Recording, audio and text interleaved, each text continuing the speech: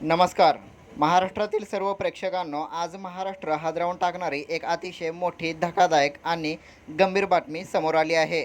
राज्याचे उपमुख्यमंत्री अजित पवार यांच्या संदर्भात एक अत्यंत गंभीर बातमी समोर आली आहे. प्राथमिक माहितीनुसार बारामती परिसरात एक विमान अपघात झाल्याची माहिती समोर येत आहे. या घटनेत राज्याचे उपमुख्यमंत्री अजित पवार यांना दुखापत झाल्याची शक्यता व्यक्त केली जात आहे. सध्या प्रशासनाकडून अधिकृत माहितीची प्रतीक्षा आहे. माहिती तुमच्यापर्यंत पोहोचवण्याचा प्रयत्न चालू आहे. मिळालेल्या माहितीनुसार बारामती येथे लँडिंग दरम्यान विमानाचा तोल गेला आणि धावपट्टीवरून घसरल्यामुळे मोठा अपघात घडून आला.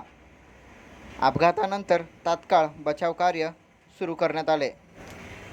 सोबतच फायर ब्रिगेड, पोलीस आणि मेडिकल टीम तातडीने घटनास्थळी दाखल झाली. जखमींना त्वरित रुग्णालयात दाखल करण्यात येत होते.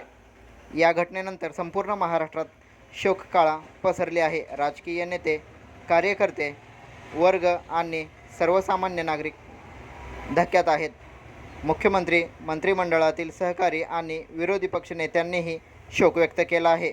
अजित पवार हे महाराष्ट्राच्या राजकारणातील एक अत्यंत प्रभावशाली आणि कडक निर्णय घेणारे नेते म्हणून ओळखले जात होते.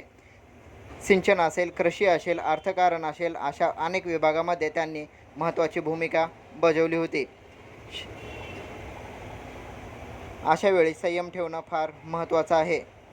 उपमुख्यमंत्री अजित पवार आणि विमानातील सर्व 5 जणांचा गंभीर जखमी झालेत अशी माहिती समोर आली आहे. त्यांचे विमान बारामती विमानतळावर लँडिंग करताना नियंत्रण हरवले आणि शेजारी असलेल्या शेतात जोरात आदळल्याने बोललं जात आहे. विमानाला गंभीर जखमाही झाल्याचे दिसून येत आहे. अपघात कोणतेही